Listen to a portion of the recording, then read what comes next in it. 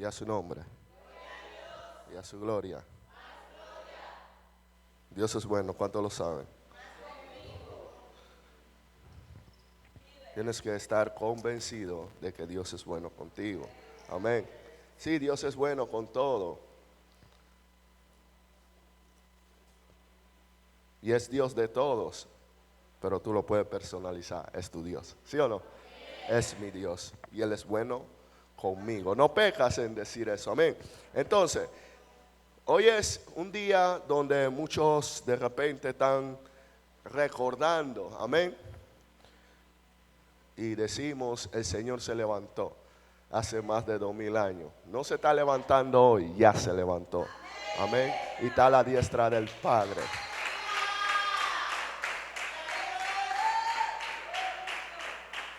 Entonces, ¿cuál es la idea de hoy? Que nosotros tenemos que entender el poder del Padre. Amén. Y es algo un poco complicado hablar sobre el poder del Padre, porque cuando se habla de poder, de una vez nos referimos a que alguien fue sanado, alguien fue levantado y hasta allí. Y encajonamos ese poder solamente en un milagro. Entonces, eso da a entender que cuando estoy orando por alguien y no es sanado, entonces dicen, él no tiene poder. Amén. Y eso no, en sí, el poder de Dios no se limita a eso. La definición de la Real Academia dice que poder es hacer posible algo. Eso es poder. Amén. Que algo suceda. Eso es poder. Partiendo de esta definición, amén. Y es algo complejo, amén, porque la Biblia te habla de autoridad, potencia, poder, y todo esto le pertenece al Señor. Y el poder de nuestro Señor, de nuestro Padre, se va manifestando desde la creación. ¿Cuántos dicen amén? Dios crea los cielos y la tierra, inicia diciendo, hágase la luz, ¿verdad? Y termina confeccionando a Adán. ¿Sí o no? Dios crea algo hermoso de la nada. O sea, Él hace posible algo que no podía pasar por nuestra mente. Usted se ha puesto a pensar cómo fue que Dios tomó tanto cuidado en hacer cada vena, cada nervio, cada estructura ósea, todo dentro de ti de una manera tan perfecta, amén, y sin confundirse. Eso es poder. Hizo posible algo. ¿Qué hizo posible? Que un muñeco de barro cobrara vida. Dice que sopló hálito de vida en él y se levantó y fue el hombre ser viviente. Eso es poder. Hacer posible algo. Y a su nombre. Entonces, desde ese tiempo, Dios son como destellos de su poder. Y va manifestando ese poder, esa gloria a través de la creación. Luego sabemos que aparece Enoc y Noé, pero él clava su mirada en Abraham. Clava su mirada en Abraham y dice, de ti voy a sacar una gran nación. Te voy a multiplicar como las estrellas del cielo y como la arena de la playa. Tu descendencia no se va a poder contar de lo grande que va a ser, de lo numeroso que va a ser. Pero resulta que en Abraham había una situación. La esposa no podía tener hijos. ¿Verdad? La esposa no podía tener hijos. ¿Y qué pasa aquí? ¿Qué sucede aquí? Que Dios ahora hace posible que aparezca Isaac, el hijo de la promesa. Una mujer estéril y encima ya vieja. Porque dice que ella, mientras escuchaba a Dios hablando con su esposo, se rió. Y dijo dentro de sí, después de vieja voy a tener deleite. Ya yo he dejado la costumbre de las mujeres, que es lo que el periodo, ¿verdad? Ya eso ni por allí. ¿Qué voy a tener yo?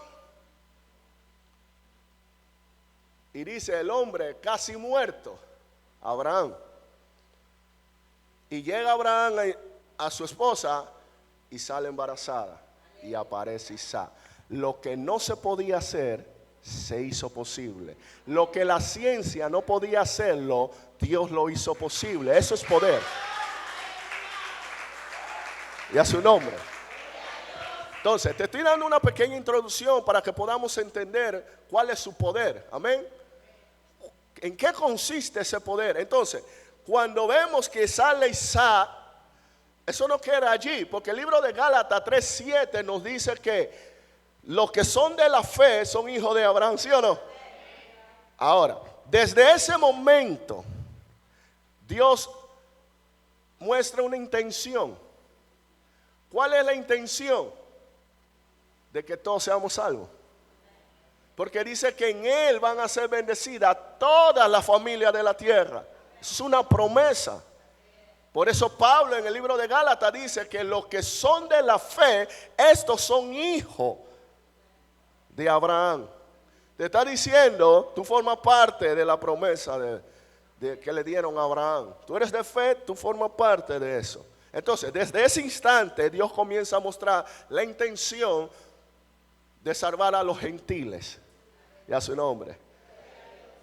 En Abraham no se forma el pueblo. En Isaac, es el hijo de la promesa, no se forma el pueblo. En Jacob se forma el pueblo. Y es cuando él está con el ángel, enganchado del ángel, le dice: no te voy a soltar si no me bendice. Y a su nombre. ¿Y qué le dijo el ángel? Ya no te llamarás Jacob, sino Israel. Ahí se forma el pueblo de Dios. Y Jacob sale bendecido de ese lugar. Y de Jacob sale el pueblo de Israel. Y a su nombre. Entonces, ¿qué está pasando aquí? Dios no está actuando a lo loco. Dios no tiene un plan B. No sáquese tu cabeza de que Dios tiene un plan B. Siempre ha sido el plan original. Dios no se equivoca. Dios trazó un plan para ti. Y aunque tú no quieras, Él lo va a cumplir. Olvídate. Tú decides cómo va a ser esto. Qué tan doloroso va a ser tu proceso.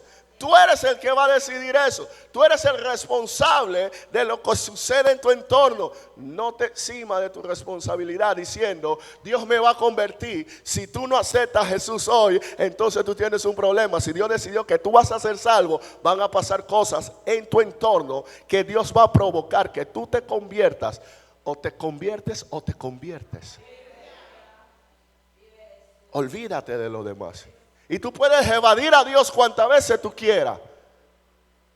Por eso David dijo: si voy al monte y si desciendo al valle, donde me meta, ¿dónde me puedo esconder de ti?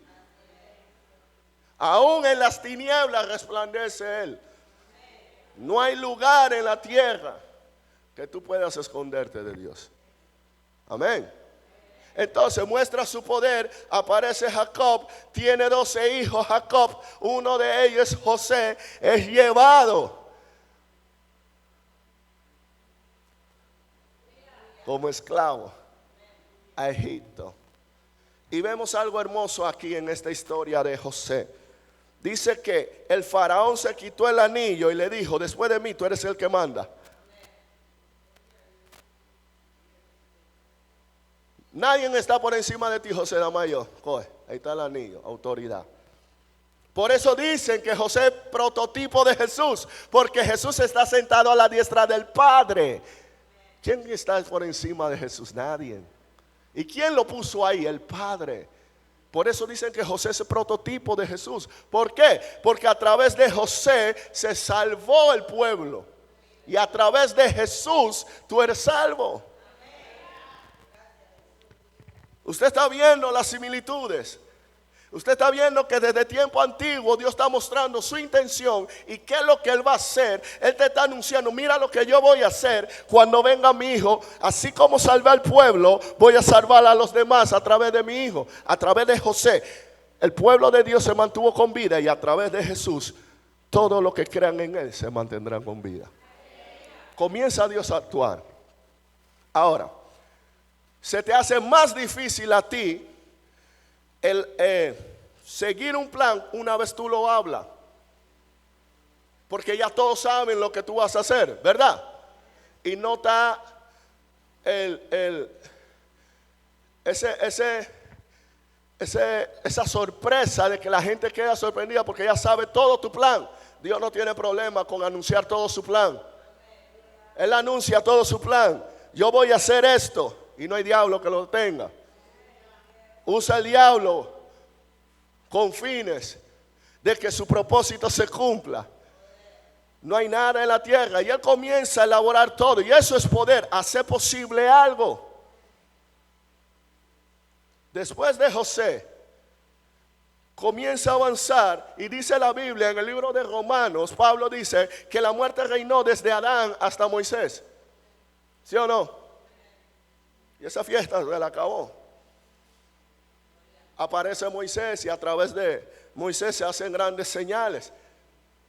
Aparecen las 10 plagas. Usted dirá 9, pero son 10 plagas. Usted lea la Biblia. Y comienza Dios a hacer maravillas. Divide el mar. Una nube de fuego de noche lo guía.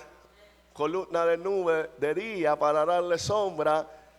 Mientras ellos crecían, el vestido y el calzado crecían con ellos. Es poder. Él está haciendo posible algo que humanamente nadie puede hacer posible. Eso es poder. Pero la gente está acostumbrado a que poder solamente es pon la mano sobre el enfermo y que sea sanado. Eso no es solamente poder. Es un destello de su poder, pero no es solamente poder. De que oré por él y no sanó, entonces no tengo poder. No, es que cuando Dios decide que tú te enfermas, tú te enfermas. Y Dios decide que tú seas sano, tú eres sano. Allí no nos metemos. Así que eso no determina si hay un poder en ti o no. Y vamos a acercarnos allá. Luego de Moisés aparece Josué. Algo interesante en Josué. Y aquí quiero hacer una pausa para llevarte al libro de Josué.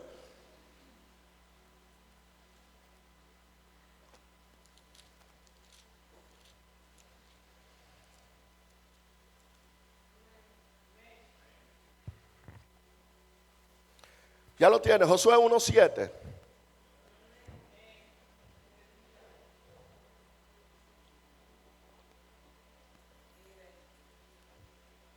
Le dice, esfuérzate y sé valiente, porque tú repartirás a este pueblo por heredad la tierra de la cual juré a sus padres que le daría a ellos. Solamente esfuérzate y sé muy valiente para cuidar de hacer conforme a toda la ley que mi siervo Moisés te mandó. Y a su nombre. Arriba, los primeros versículos, Dios le dice lo que él le va a entregar. Dios le dice, desde aquí hasta el río Éufrates, todo eso yo lo entrego a ustedes. ¿Quién lo estaba entregando? Dios. Dios estaba haciendo posible que Josué conquistara todos los reinos. Pero Dios demanda de Josué algo. Muchas personas cogen este versículo para decirte, esfuérzate y conquista, conquista. Leamos de nuevo. ¿Está bien? El 7 dice, solamente esfuérzate y sé muy valiente para cuidar de hacer conforme a toda la ley que mi siervo Moisés te mandó. ¿En qué se tiene que esforzar Moisés? Josué, en guardar lo que Moisés le mandó. ¿Y qué Moisés le mandó? Lo que Dios le dio a Moisés. Tenía que guardar la ley. ¿Cuál es tu responsabilidad? Nosotros pensamos que no tenemos responsabilidad. Dios me va a salvar y punto. No, tú tienes una responsabilidad de cuidar, de guardar lo que Dios te mandó a través de las Escrituras. No, pero la ley fue abolida. Lea el Nuevo Testamento, pues hay leyes también. El que mentía ya no hable mentira, hable verdad. Es una ley, es un mandato. Es lo mismo. ¿Sí o no? El que robaba no robe más. Eso es un mandato, por lo tanto, una ley.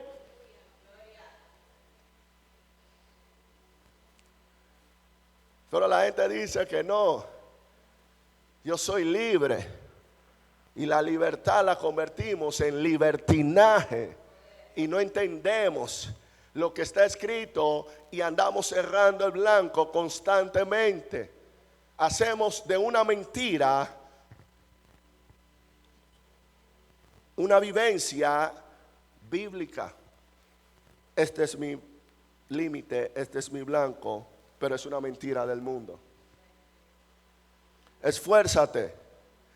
Esa es la responsabilidad de Moisés y esa es la responsabilidad tuya y mía. Esforzarnos, porque Dios es el que va a hacer posible la conquista. Tú te tienes que esforzar en ser un buen cristiano. Tú haces lo posible, y ese es el eslogan muy famoso. Tú haces lo posible, Dios lo imposible. Yo no tengo problema con ese eslogan. Dios hace que tú conquistes y tú te comportas como un buen hijo de Dios, conforme a las escrituras, no conforme a tu propia prudencia. Y a su nombre. ¿Por qué te hablo todas estas cosas? Porque de esta manera vas a honrar el sacrificio del Señor. ¿Cómo es eso que yo me parto el lomo haciendo una herencia y mi hijo en 3 días la desbarata? Eso es, Él me está honrando a mí. Los que son padres, ¿cómo se sentirían ver que trabajaron toda una vida y su hijo en 3 días destruye todo? ¿Cómo se sentiría? Ay, ¿qué le pasó a mi hijo? Y yo que me partí el lomo haciendo todo esto y toda esta herencia, y mira, en 3 días ya la destruyó. Te sentirías alegre, gozoso, que tú te privaste de cosas para darle a tu hijo y tu hijo te salga con otra cosa. Tú te vas a sentir alegre. Yo soy padre, yo no me sentiría alegre. ¿Y a su nombre? Bueno, el Padre envió a su Hijo para que muriera por ti. Tú lo aceptas como Señor y Salvador y luego tú no te quieres esforzar en ser un buen hijo. Tú dices, no, tome lícito, pero termina el verso, termínalo. No, tome lícito, termina el verso, pero no todo te conviene. Termínalo. Todo te es lícito, pero no te dejarás dominar de ninguna de ellas. Hay que terminar el verso, no dejarlo a media. Si lo dejas a media es una mentira, porque una verdad media te hace prisionero de una mentira. Si yo te digo una verdad media y no te la digo completa, te estoy haciendo esclavo de una mentira, prisionero de una mentira. Es lo mismo que omitir una información. Si vas a la ley y omites una información, tienes un problema con la ley. ¿Es o no es? Entonces, por eso Pablo te dice, todo te es lícito, pero eso no termina ahí, pero no todo te conviene. Todo te es lícito, pero no te dejes dominar por ninguna de ellas. Son las palabras que Dios le dijo a Caín. El pecado te yace a la puerta, pero con todo esto tú lo dominarás a él. Y vemos aquí el poder de Dios manifestándose, mostrando a Dios que Él es todopoderoso y que Él es capaz de hacer posible las cosas. Él prometió a Abraham, a Isaac y a Jacob una tierra, y Él dice, yo la prometí a ellos y yo te la entrego a ti, Josué, para que la repartas. Yo, Jehová, hago posible esto. Eso es poder.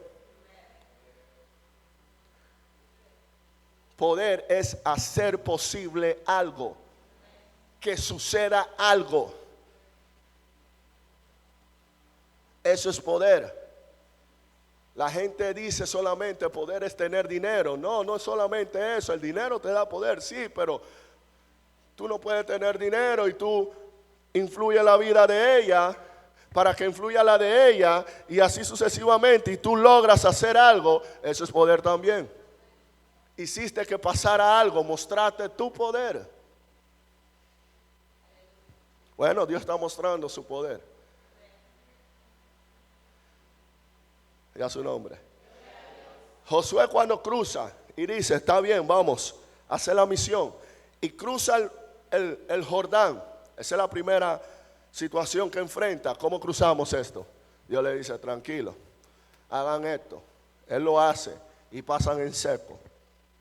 Cruzan al otro lado. Y cuando llegan, se encuentran con un gran problema. Con una ciudad amurallada. Y Jericó estaba cerrada, bien cerrada.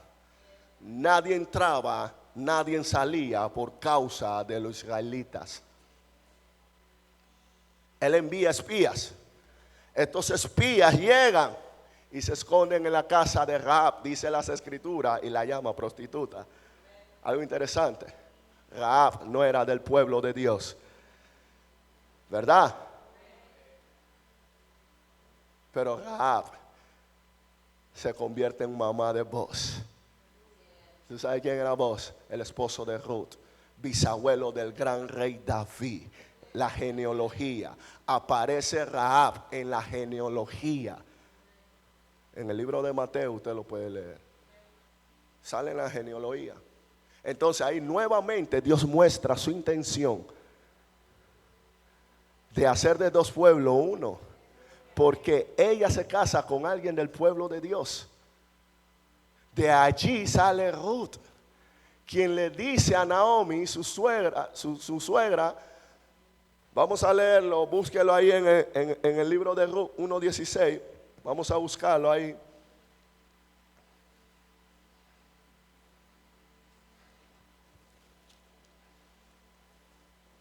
Y vamos a leerlo, ¿ya lo tiene?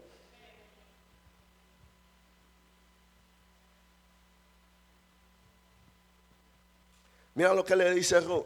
Respondió Ruth, no me ruegues que te deje y me aparte de ti, porque a donde quiera que vayas, usted está leyendo eso, y donde quiera que vivieres, viviré.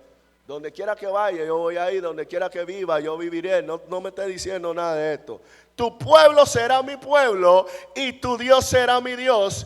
Usted está viendo eso. Ruth tampoco era del pueblo de Dios, hermanos. Ruth no era del pueblo de Dios. Vemos nuevamente la intención de Dios de hacer posible algo casi imposible, porque si usted sigue leyendo, usted se da de cuenta que los israelitas no se juntaban con los gentiles. ¿Y cómo lo trataban? Como perros. Usted dirá, para Dios es fácil. No, si fuera fácil, tú estuvieras siendo santo 100%. Si fuera fácil. Pero Dios te da que tú decidas cosas, porque quiere que tú le sirvas por amor. Si fuera así de fácil, todos estuviéramos viviendo en santidad completa. Nadie estuviera pecando. Pero Dios permite que tú tomes esa decisión de servirle por amor y no por una imposición. Tampoco se le sirva a Dios por beneficio, sino por amor a Él. Entonces, esto es lo mismo que nos habla el apóstol Pablo en Efesios 2:14, que nos dice que de dos pueblos hizo uno. Dios muestra sus intenciones. Dios dice lo que va a hacer, lo anuncia y luego lo hace. Te está diciendo, voy a hacer eso, y yo quiero saber que el diablo pudo detenerlo de que él no hiciera eso. Hay muchas personas equivocadas y Dios va mostrando su poder, avanzando, y ahí aparece el rey David. David, que no era nadie. Mira lo que dice segunda de Samuel. Segunda de Samuel 7. Ese es el profeta Natán hablándole a David. Dicen que Natán era amigo de David. Segunda de Samuel 7:8. Mira lo que dice. Ahora pues dirás así a mi siervo David: Así ha dicho Jehová de los ejércitos: yo te tomé del redil, de detrás de las ovejas, para que fueses príncipe sobre mi pueblo, sobre Israel. ¿Qué era David? Un simple pastor de ovejas. ¿Quién hizo posible el reinado de David? Él lo hizo posible. ¿Quién hizo posible? Dios hizo posible que David, un simple pastor de ovejas, alguien que no era considerado para ser rey, para esa misión, porque cuando Samuel va a la casa del papá de David y dice: vamos a comer, trae a todos tus hijos, el papá llamó a todos sus hijos, pero no a David. Y cuando Samuel ve a los hijos, dice: y dice: no, yo no veo como ve el hombre, yo veo el corazón. Y hago un paréntesis aquí: muchos cogen este versículo para hablar de la vestimenta, pero no tienen nada que ver con la vestimenta. Habla del físico, porque David era flaquito y todos los demás hermanos de David eran fuertes, literales, grandes y fuertes. ¿Por qué Samuel pensó que el primer hijo del papá de David era el que iba a ser rey? Porque se parecía a Samuel. Samuel era el más grande y era fuerte. No se habla de la vestimenta ahí, así que no coja ese ejemplo, no tiene nada que ver con la vestimenta. Ahí se habla del físico, de la contextura del cuerpo. Yo no miro como mira el hombre. El hombre mira lo externo, yo miro el corazón. Él puede ser grande y fuerte, pero él no me agrada. Él no ha hallado gracia delante de mí, pásalo. Y así pasaron todos. Y él dice: hey, ¿tú estás seguro que estos son todos tus hijos? Y que, falta uno. Se lo olvidó. Dígame usted, ¿no será que tomaban en poco a David? Su papá, ¿no será que lo tomó en poco? ¿No será? Y Samuel le dijo: bueno, pues mándalo a buscar, no vamos a comer hasta que él llegue. Y cuando él llegó, Dios dije: este es, úngelo.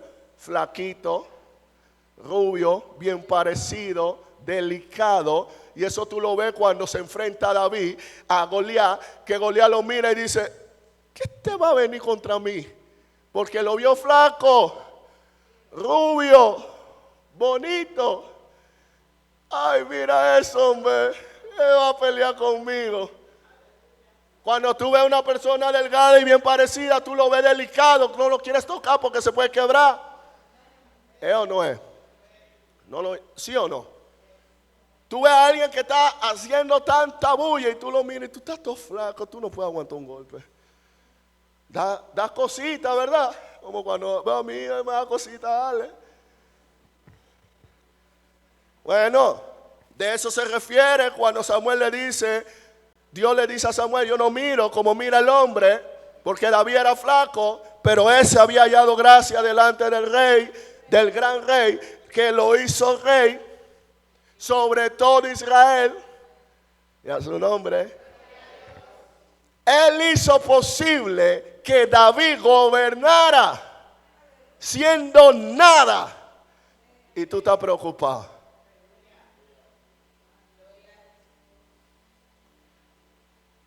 Tú nada más piensas en que poder es que Él te manda $1 millón, que poder es que Él te manda un carro, que poder es que cosas sobrenaturales.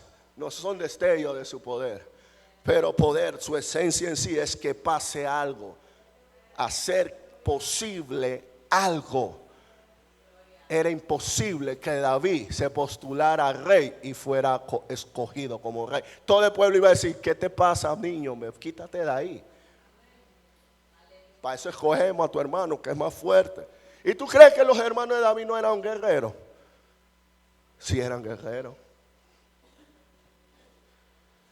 Bueno, de allí Dios le dice: te saqué de detrás de las ovejas y te puse a gobernar mi pueblo. Y luego sigue diciendo el 9: y he estado contigo en todo cuanto has andado, y delante de ti he destruido a todos tus enemigos. ¿Quién destruyó a sus enemigos? Dios bajó del cielo y los destruyó. Eso no pasó así literal, pero Dios dotó al ejército de fuerzas para destruir a los enemigos. ¿Tú no has oído la historia de los valientes? Por mucho tiempo yo pensé que los chinos a veces decían mentiras en las cómicas, pero dice que uno corría como gacela. Usted sabe lo rápido que una gacela. Vea programa de Animal Planet y ellos, y te vas a dar de cuenta que una gacela corre rápido. Puede correr como unos 110 kilómetros por hora, algo así por segundo, en 5 segundos, algo así. Desarrolla esa velocidad. Solamente el chita puede agarrarlo. Bueno, pues uno de ellos corría como gacela. Dice que ellos tenían como rostro como de león, daban miedo.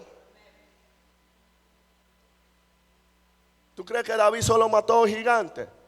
El ejército que él tenía, la guardia personal de él, mataba gigantes también. Se hablan de 3 de renombre, y entre esos estaba Eliezer, que usaba una lanza. Ese era un asesino de gigantes. Eran bravos. Pero ¿quién hizo eso posible? Dios. Por eso el profeta le dice: y delante de ti he destruido a todos tus enemigos, y te he dado nombre grande, como el nombre de los grandes que hay en la tierra. Yo, Jehová, hice posible que tú tuvieras un nombre que es grande. Todavía te solo hoy en otros reinados se habla del rey David y de las hazañas de David. Están inscritas en los libros de otros, porque lo que hizo David era digno de ser escrito y plasmado. Pero ¿quién hizo eso posible? Eso es lo que yo quiero que te metas en la cabeza. ¿Quién hizo eso posible? Dios lo hizo posible. ¿Será que Él no puede hacer posible algo en tu vida? Y a su nombre. Y el que entiende esto, analiza y dice: mejor me convierto ya, para evitar tanta cosa. Y a su nombre. Y de allí comienza Dios siguiendo desplegando su poder. Y aparece Juan el Bautista. Te quiero acortar la historia. Y Juan el Bautista preparó camino para el gran rey, para nuestro Señor. Prepara camino. Y eso es lo que él hizo. Preparó el camino. Y llegó el Rey de Gloria, quien dijo: arrepentíos y convertíos, porque el reino de los cielos ha llegado.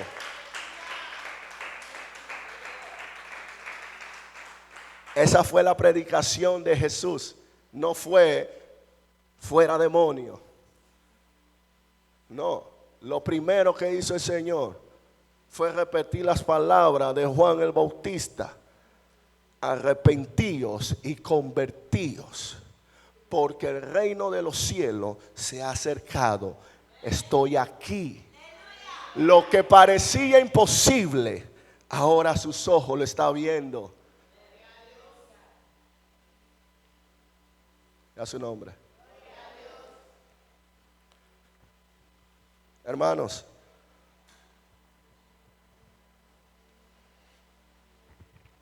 a mí me dieron por muerto. No, en serio, a mí me dieron por muerto. Es más, hubieron profecías y todo, que me veían en un cajón, que habían 7 cajones y yo era el primero que iba a entrar en uno de ellos. Hubieron profecías y todo. ¿Tú crees que yo no me asusté? Yo me asusté. Dios mío, ¿cómo me van a matar? Y ciertamente la muerte aquí oliéndome la nuca. Pero ahora yo le estoy sirviendo a Dios. ¿Quién hizo posible eso? Yo quise hacerlo, no. Si yo no quería servir al Señor, ahí está mi mamá de testigo. Eso no estaba por mi mente. Yo ni pensaba en eso. Por eso le digo, cuando Dios clava sus ojos en ti, no hay nada que detenga el plan de Dios. Y a su nombre. Y a su gloria. Entonces llega Jesús y anuncia en Juan 10:16. Vámonos a Juan.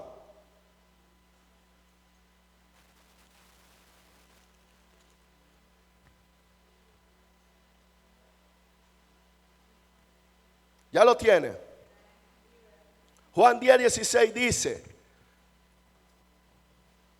también tengo otras ovejas que no son de este redil. Aquellas también debo traer, oirán mi voz, y habrá un rebaño y un pastor. Y a su nombre, y a su gloria. ¿Qué va a haber? Un solo rebaño. Acabamos de ver las intenciones de Dios en el Antiguo Testamento, ¿sí o no? Y Él está haciendo todo lo posible para que tú y yo seamos parte de esa salvación. Porque la salvación solamente era para Israel. Nosotros estábamos fuera.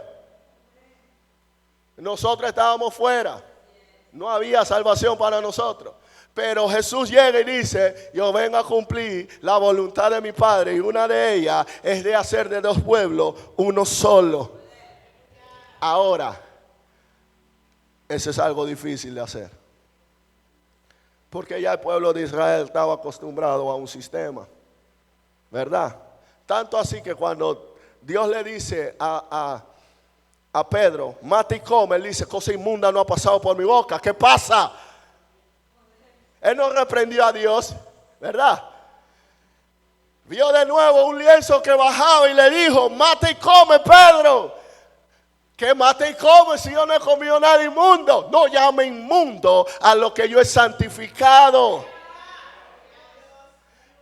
Luego que le dice eso, le dice: van a venir por ti y no rehuses en ir. Ve. Y cuando llegaron y preguntaron por él, eran gentiles. Y cuando él llega a la casa de Cornelio, ese para y dice: tú sabes cuán abominable es que un judío entre a la casa de un gentil. Y mientras él hablaba, Dios dijo: deja de estar hablando tanto. Descendió el poder de Dios. Descendió el poder de Dios. Bueno, pues Jesús te está anunciando: estos deseos todavía no se han echado a la basura. No pienses que Dios se olvidó de ti, que Dios te tiene en el olvido. Dios te quita el guito y tú comienzas a llorar, pero no estás entendiendo los planes de Dios. Él no se equivoca. Él no tiene un plan B. Dice que ay, no salió bien lo que quería hacer. No salió bien lo de Adán y Eva. Mentira, ya estaba programado. Ellos van a pecar y voy a enviar a otro Adán. No te preocupes. Ahí está la salvación. ¿Tú crees que le fue fácil a Jesús? Científicamente es imposible soportar lo que él soportó. Él debería haber muerto cuando llevaba la cruz. Desplomado ahí. Deshidratado y desangrado, ahí debería haber muerto. Pero no murió. Y a su nombre. No murió. Bueno, él fue. Y estando en la cruz. Dice Mateo 27, 51. Sí, vamos a ver. Mateo 27, 51.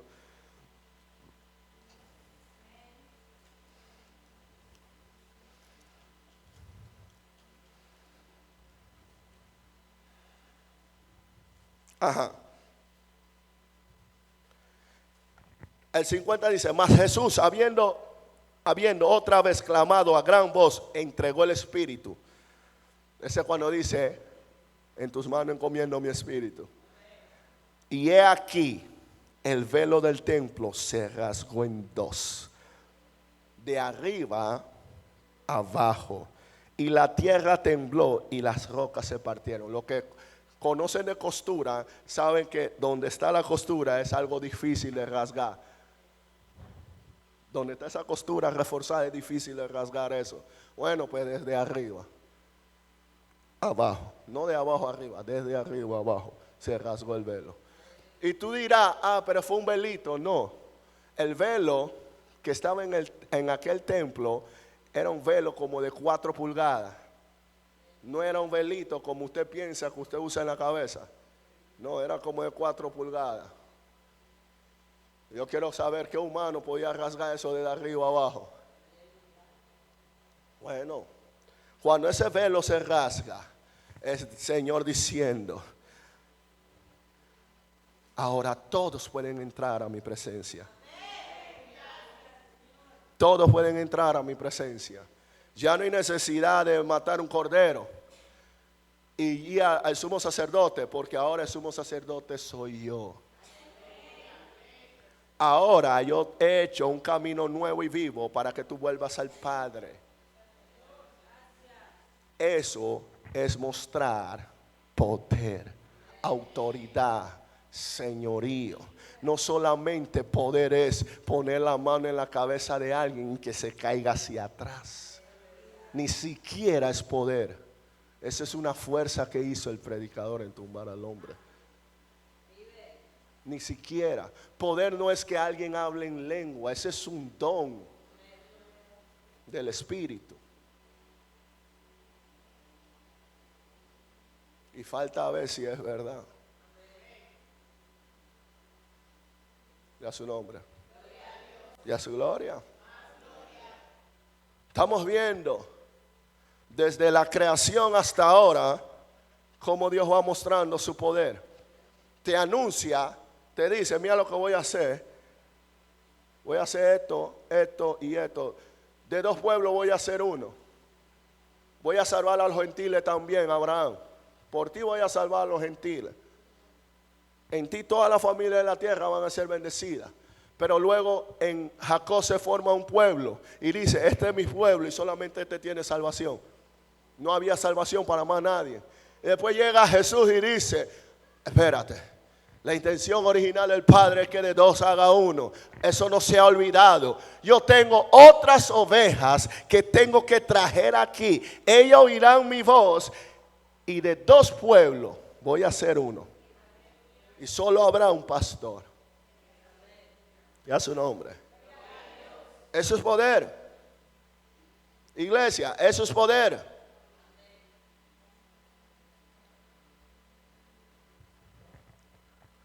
Y vamos viendo ese poder cómo se va manifestando. Yo lo llamo destellos. Dios va mostrando ese destello porque todavía Pablo da una gráfica, pero todavía yo digo que está limitado eso. Cuando estemos allá vamos a conocer su verdadero poder. Cuando estemos allí, cara a cara, vamos a conocer. Y ahora yo te quiero llevar al libro de Efesios, versículo 19.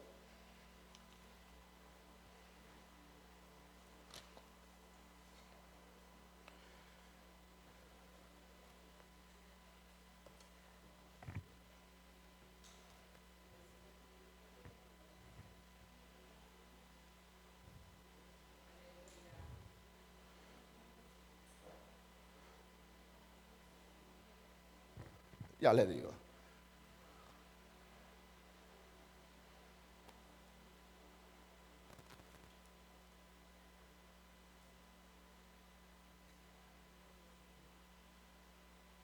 Versículo 1, capítulo 1, versículo 19, disculpe. Todavía tengo tiempo. ¿Ya lo tiene? Dice: ¿y cuál la superminente grandeza de su poder para con nosotros, lo que creemos según la operación del poder de su fuerza? Y después te dice en el 20: la cual operó en Cristo, resucitándole de los muertos y sentándolo a su diestra en los lugares celestiales. Ahí él da una ilustración, ¿verdad?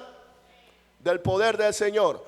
¿Cuál es el poder? Él hace posible que lo que estaba muerto cobre vida. Vamos a leerlo de nuevo. La cual operó en Cristo, resucitándolo de los muertos. Algo imposible de pasar, Dios lo hizo posible. Dios levanta a Jesús de entre los muertos. Ese poder que opera en Jesús, levantándolo de entre los muertos, opera en nosotros. Eso es lo que Pablo está diciendo. Ese poder opera en ti. Ahora Pablo nos dice que ese poder está obrando en nosotros. Pero nosotros nos concentramos en que poder es algo exterior, sin saber que ese poder está en mi interior.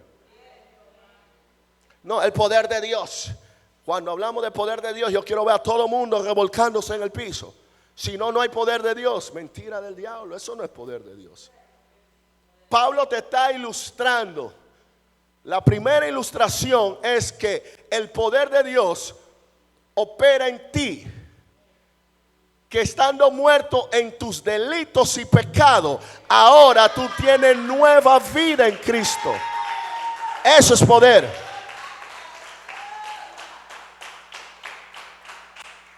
Pero la gente habla de poder y poder y poder, y todo el mundo quiere tener el poder. Pero nadie dice que el poder de Cristo, ese poder que opera en Cristo, opera en nosotros todos los días. Todos los días opera en mí. Él no deja de existir. Por eso yo digo que si tú eres de Cristo y tú dices que en X iglesia no está la presencia de Dios, entonces Dios no está en ti. Porque primeramente tú lo tienes que sentir dentro de ti, porque tú eres morada de Él. No se trata de lo exterior, de lo interior. Yo soy templo. Si yo no siento a Dios, el problema es interno. No, es que yo no sentía a Dios aquí, no lo sentiste tú. Entonces tú tienes un problema. Entonces tú no eres cristiano.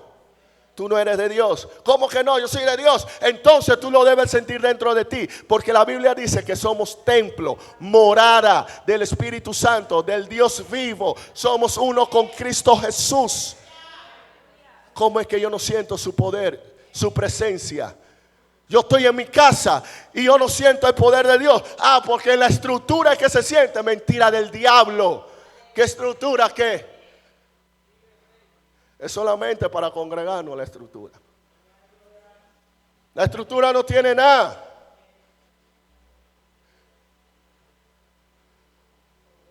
Podemos congregarnos en la playa,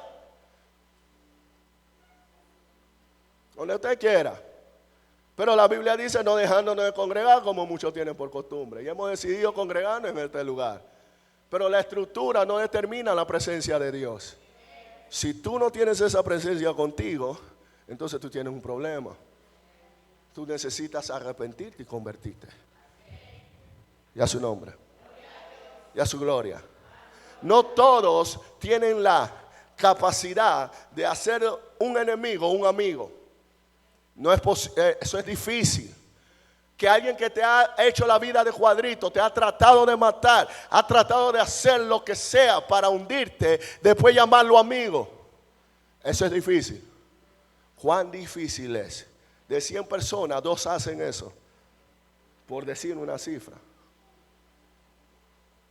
Y esas 2 personas es el Padre y el Hijo. Nosotros éramos enemigos. Éramos enemigos. Y Él nos hizo cercanos. Tú no hiciste nada para merecer su amor.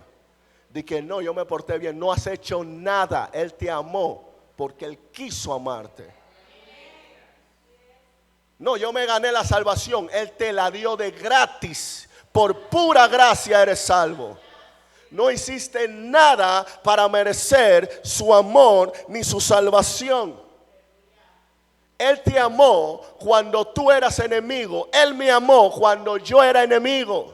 Ni pensaba en Él, ni quería saber de Él. Y Él me amó. ¿Qué yo hice para merecer eso? Nada, tú no has hecho nada. De que yo merezco ser salvo, no. Todos merecemos la ira de Dios. Pero Dios, por amor, para satisfacer su ira, envió a su Hijo. Para que en Él se depositara todo. Toda su ira fuera contra Él. Y por gracias a esa justicia, yo soy justificado.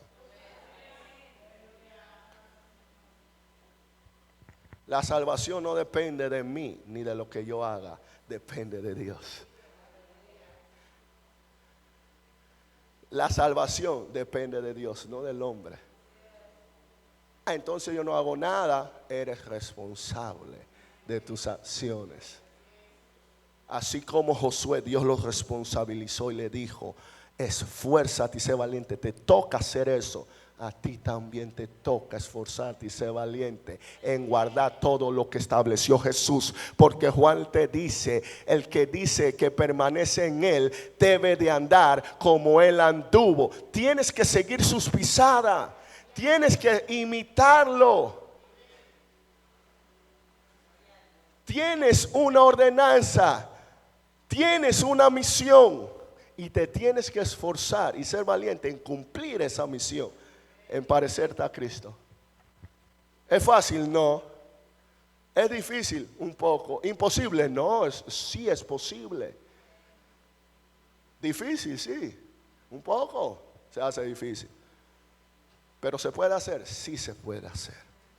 Solamente te tienes que esforzar y ser valiente. Nos esforzamos para cosas y lo logramos, ¿sí o no? Eso determina de que tú puedes lograr llegar a ser un buen hijo de Dios y vivir a la altura de tu llamamiento. Todo mundo habla de dinero, de ropa y prosperidad y te dice: no, Dios te va a hacer próspero. Hermanos,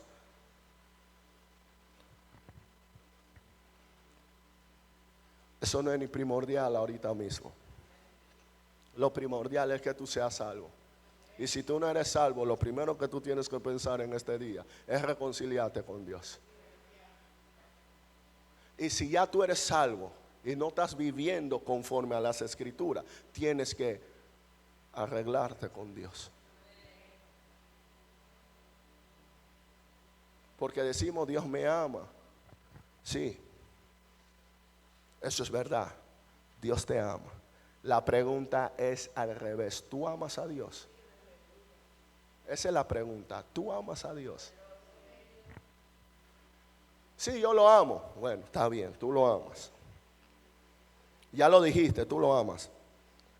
El amor no es un sentimiento, es una acción. Por lo tanto, el amor nunca deja de ser.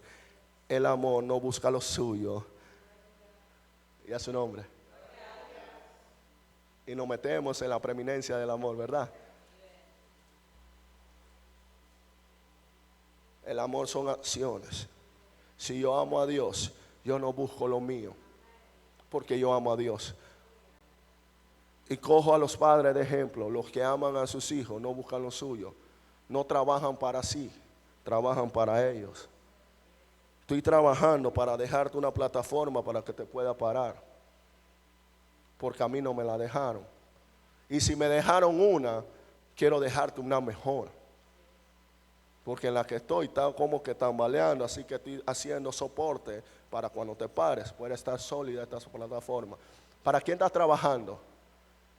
Para tus hijos. ¿Pero por qué lo estás haciendo? Porque lo amas. Tú no estás trabajando para el vecino, lo estás haciendo para tu hijo, ¿verdad? Los que son padres. Entonces están creando algo para sus hijos por amor. Entonces eso es amor. No estás buscando lo tuyo, sino lo del otro. Eso es amor, es una acción. Entonces Dios va mostrando su poder. Y Dios va manifestando sus intenciones. Y Dios te dice que el poder está fluyendo en ti. no está afuera, está en ti.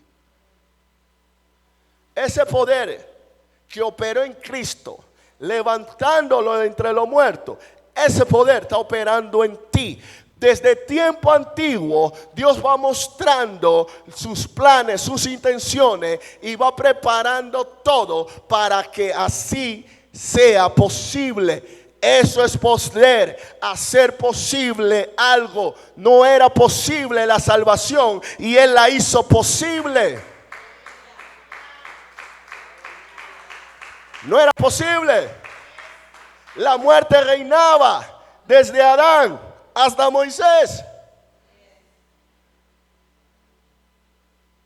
Y aún los que no pecaban transgredían como lo hizo Adán y Eva. Hermanos, eso es poder. No te concentres en poder que me llega un carro, un millón de dólares. No. Dios la llama a ellos añadidura. Eso es una añadidura.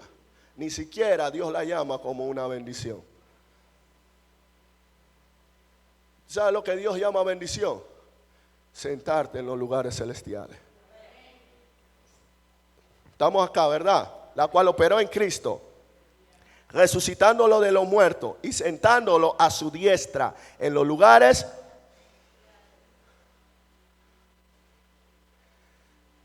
Primero lo resucita.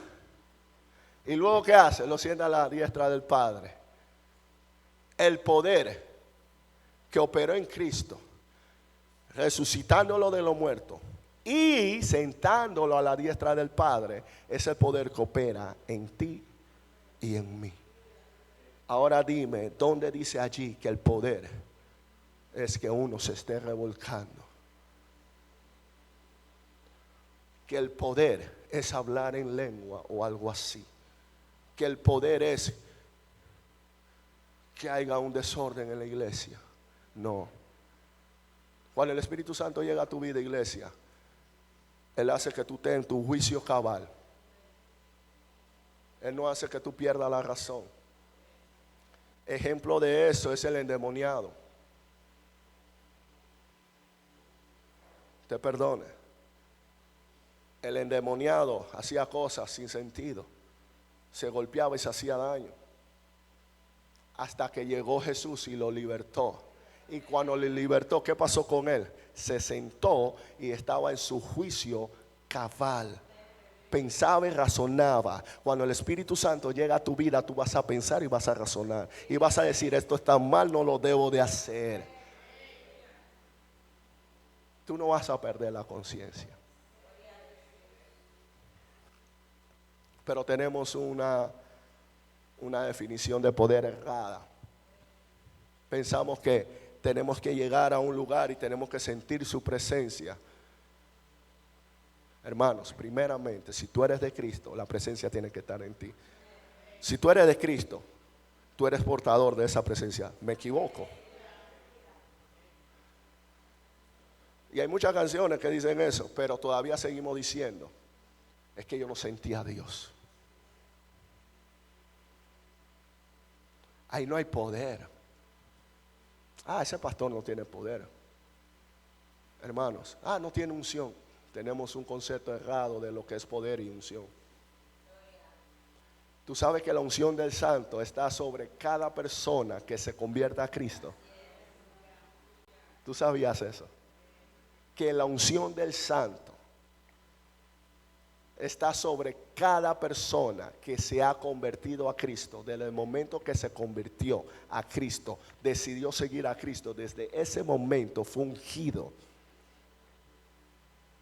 Igual que yo soy ungido. No hay gran diferencia en esto. Lo único diferente es el oficio.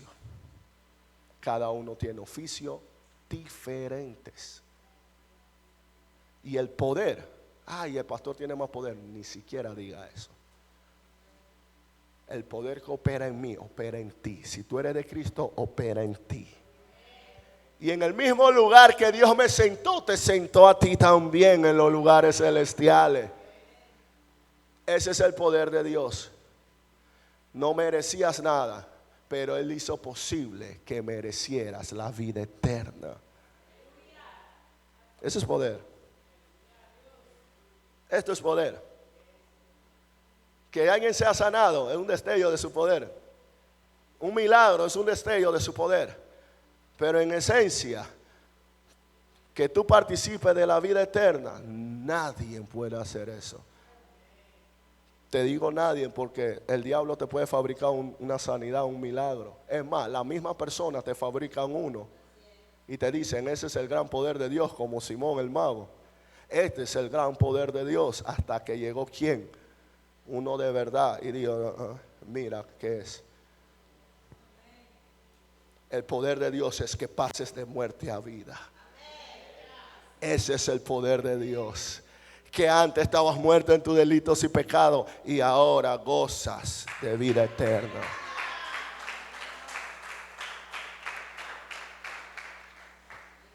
Lo que Pablo está diciendo en este mismo poder que nos trajo de muerte a vida, ese mismo poder sigue operando, ayudándonos a vivir a la altura de nuestro llamamiento. Por eso que a veces tú te sientes débil y de repente tú dentro de ti recibes un impulso para seguir avanzando. No eres tú, porque ya tus fuerzas se agotaron. Ya no puedes más, tú dices, ya renuncio. Pero después te levantaste y fuiste a orar. No fuiste tú, es el poder de Dios operando en ti. Por eso que a veces tú vas de repente en el taxi, en el carro, en el bus y tú piensas en Dios. Ese es el poder diciéndote, acuérdate. ¿Qué pasó? Y todavía decimos que no hay poder en nosotros.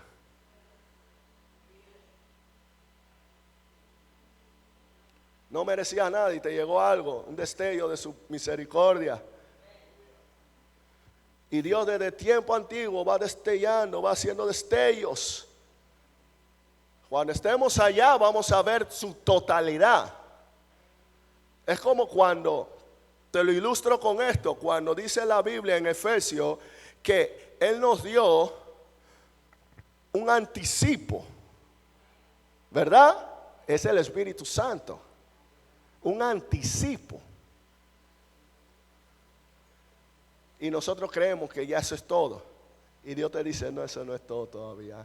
Ese es un anticipo. Lo que es tuyo todavía no ha llegado por completo. Todavía falta más. Y hay gente que ya están conformes con lo que tiene. Pero Dios dice, la herencia todavía no te la ha dado completa. La herencia te la entrego completa cuando estés allá conmigo. Ahí vas a ver tu herencia completa.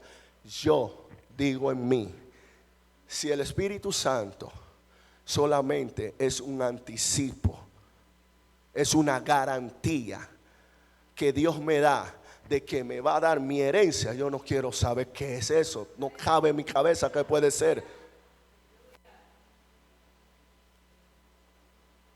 Ese es el poder de Dios. De que cuando fueron a la tumba, no lo encontraron ahí. Porque el poder de Dios operó en Cristo y lo levantó. Y el que estaba muerto, ahora vive. Por eso Él dice, muerte, ¿qué pasó? Sepulcro, ¿dónde estás? Y el sepulcro buscando a Cristo, ¿dónde se fue? Y la muerte dice, se nos fue. Es que no pudieron detener al Rey de Gloria. Eso es poder. Eso es poder. Y sigue diciendo, la cual opera en Cristo, resucitando de entre los muertos, sentándola a su diestra en los lugares celestiales, sobre todo principado y autoridad y poder y señorío, y sobre todo nombre que se nombre, no solo en este siglo, sino también en el venidero. Y sometió todas las cosas bajo sus pies, y todo lo dio por cabeza sobre todas las cosas a la iglesia. ¿Quién es la iglesia? ¿Quién es la iglesia? Por favor. Convencido. ¿Quién es la iglesia? Nosotros somos la iglesia. Iglesia, una. No, iglesias. Iglesia, una. Porque muchos dicen, yo soy la iglesia. Y después el otro dice, yo también soy la iglesia. No, somos la iglesia. Somos piedra viva que una encima de la otra va edificando el templo del Señor. No coma ese cuento tampoco. De que yo soy la iglesia del Señor.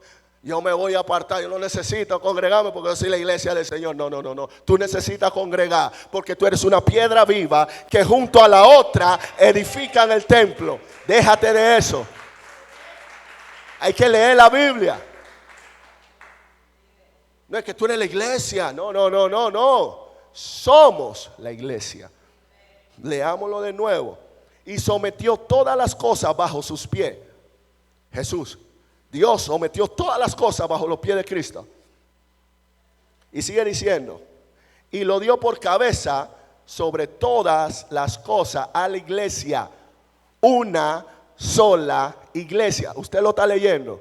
Está en plural, singular. Uno. Cada uno de nosotros tiene su lugar justo en esa edificación. Si tú no congregas, hay un espacio vacío en la edificación del templo. Y dio por cabeza a la iglesia. El poder que opera en Cristo está operando en ti. Por eso dice, no soy cola, yo soy cabeza. No estoy atrás, estoy adelante. ¿Por qué pasa eso? Porque el mismo poder que operó en Cristo opera en ti y opera en mí, haciéndome cabeza y estando por encima de todas las cosas, de manera que ni lo alto ni lo profundo me puede separar del amor de Cristo. Nada me puede separar. ¿Sabes por qué? Porque ese poder que operó en él opera en mí. Por eso soy cabeza y no cola. Por eso estoy arriba y no abajo, delante y no atrás. Gracias al poder de Dios que operó en Cristo. Y gracias a Cristo que ofreció su vida. Porque él dijo, el mismo Juan 10, amén. Usted sigue leyendo, él dice, nadie me quita la vida. Nadie me quita la vida. Eso está en Juan 10, si no me equivoco, Juan 10, 15, 16, 17, 18. Sigue diciendo, nadie me quita la vida, yo la pongo. Y yo tengo poder para volverla a tomar. ¿Pero por qué? Porque eso es un mandamiento de mi Padre. Que yo ponga mi vida y la vuelva a tomar. Ese poder que opera en Cristo está operando en ti. Eso es lo que Pablo está tratando de decirle a lo de Éfeso. Hey, iglesia de Éfeso, ustedes deben de entender algo. Y aquí nosotros debemos de entender algo. Que el poder que operó en Cristo opera en mí. ¿De qué manera? Que me pasó de muerte a vida. No tenía salvación. Y si tú no has aceptado a Cristo, hoy es el momento para que lo aceptes. Amén. Pasé de muerte a vida. Porque mientras tú no estés con Cristo, eres enemigo de Dios. Te perdóneme que sea tan crudo. Eres enemigo de Dios. Enemigo de la cruz. No puedo hablarte de otra manera. Pasé de muerte a vida y luego me sentó en los lugares celestiales. Y tú piensas que terminó allí. No terminó allí. Seguimos leyendo, ¿verdad? Y vimos que ese mismo poder que operó en Cristo, poniéndolo por encima de lo principado y potestad, ahora tú estás por encima de todas esas cosas. Un ser tan insignificante como yo esté por encima de todo eso. ¿Gracias a quién? A Cristo. Porque el poder que operó en Cristo ahora opera en mí, gracias a mi Señor. Porque se mantuvo obediente hasta la cruz y muerte horrorosa. Se mantuvo íntegro. Y gracias a su justicia ahora yo soy justificado. Ahora soy redimido. No solamente soy salvo, sino que ahora el poder opera en mí. No soy cualquier persona. Tú no eres cualquier persona. Tú eres alguien que ha sido sentado en los lugares celestiales y que fuiste puesto por encima de todo. Eso indica que tú necesitas a Cristo. Porque si tú no tienes a Cristo, estás debajo de todo.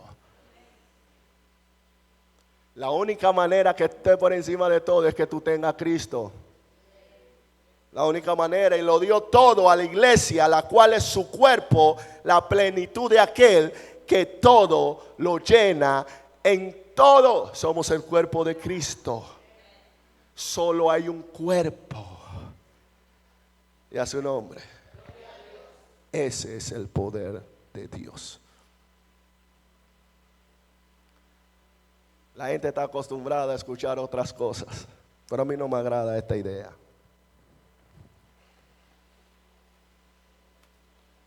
Por eso la tumba está vacía. Por eso la Biblia, se puede decir, ¿dónde está tu aguijón, sepulcro? ¿Dónde está tu victoria?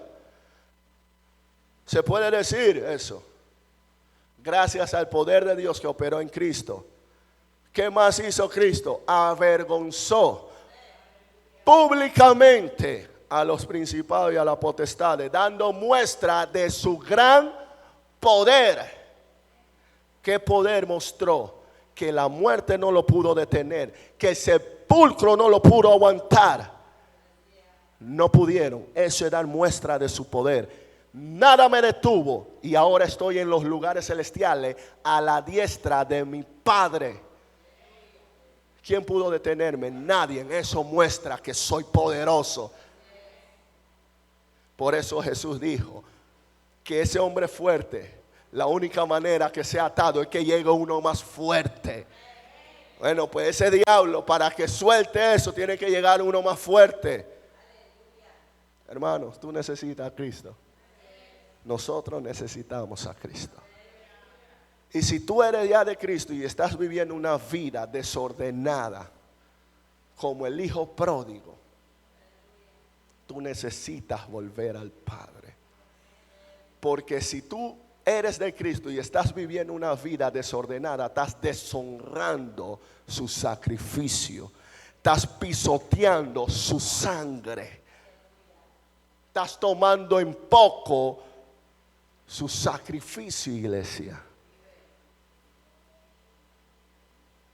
No nos llamemos engaño. Pero Él me ama. Yo no he dicho que Él no te ama. Yo te estoy diciendo lo que estás haciendo cuando vives una vida desordenada, alejada de Dios. Estás deshonrando a Dios, tu Padre. Estás tomando en poco su sacrificio y estás pisoteando su sangre. Estás diciendo en otras palabras, en pocas palabras, eso no significa nada para mí. Pero pues digo, soy cristiano, soy hijo de Dios. Nadie te va a decir esto lo que yo te estoy diciendo. Porque es más fácil decirte a ti que venga y des $10, $100, $1000. Es más fácil eso. Lo difícil es decirle a la gente que si no se arrepiente hay una condena. Que si se muere sin Cristo hay un infierno. Por eso el libro de Apocalipsis te dice que los cobardes, incrédulos, homicidas, fornicarios, y te da una lista larga. Pero lo primero que te dice, los cobardes. Cuando yo no vivo de acuerdo a las escrituras, yo estoy siendo cobarde. No, no es cobarde, es cobarde. Porque vivir según las escrituras es un desafío que solo lo afrontan los valientes. Por eso Jesús dijo, desde el tiempo de Juan el Bautista hasta ahora, el reino de los cielos sufre violencia y solo los valientes lo arrebatan. Por eso Él dice que los cobardes no van a entrar. Tú tienes que ser valiente, lo mismo que le dijo a Josué. Solamente esfuérzate y sé valiente. Solamente eso. Esfuerzo y valentía. Solo eso en cumplir lo que está escrito. Te toca a ti, me toca a mí. Si no tienes a Cristo, lo puedes recibir ahora. Tú levantas tu mano y tú vienes aquí y hacemos una oración, pero de corazón, porque no es una oración mágica tampoco. Lo tienes que hacer de corazón. Y si no sientes en tu corazón hacerlo, no lo hagas. Amén. Yo no soy de eso que te voy a obligar, porque la oración va a funcionar cuando tú la haces de corazón, que quieres cambiar de verdad. Y si ya tú aceptaste a Jesús como Señor y Salvador, pero estás viviendo una vida que tú sabes que no está bien delante de Dios, tú tienes que arreglarte con Él, porque tu padre sigue siendo tu padre. Cuando yo me fui, yo andaba en mi vida desordenada. Mi mamá y mi papá siguieron siendo mi papá y mi mamá. Yo volví y ellos me recibieron. Ellos no me dieron, vete de aquí que tú decidiste irte. No. Ven, me recibieron nuevamente. El Padre nunca te va a poner la mano así. El Padre está así esperando. Y el Padre nunca fue detrás del Hijo. ¿Tú estás esperando que el Padre te vaya a buscar? No. Ven a los pies del Padre. Ven a los brazos del Padre. Tú tienes que venir a Él. Él no va a ir a ti. Y cuando tú vayas a Él, ese poder va a seguir actuando en ti. Eso es poder. Pasar de muerte a vida. Estar sentado en los lugares celestiales. Ser cabeza de todo, como lo dice allí. De todo. Ser el cuerpo de Cristo, eso es poder. Yo te quiero invitar al altar un momento.